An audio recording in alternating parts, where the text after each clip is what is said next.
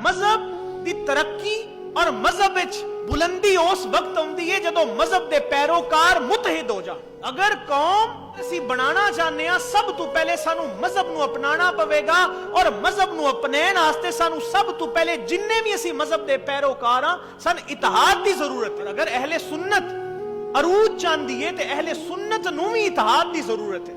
फिर एक गालम गलोच वाला रवैया सन छड़ना पवेगा मौलवियां ते पीरां।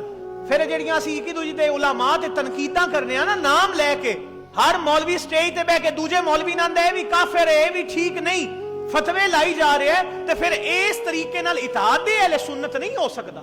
इतिहाद अहले सुन्नत ओले होएगा कि जिन्ने भी अहले सुन्नत दे उलामा ने, अगर साडा जाती उन्हां दे नाल कोई इख्तलाफ है, अगर कोई इल्मी इख्तलाफ है, तो उन्होंने पसे पुश्त रखा जाए और आपस में जफ्फियां पाइया जाए। किसी ने इख्तलाफ है तो इख्तलाफ एक हद तक होना चाहिए ना।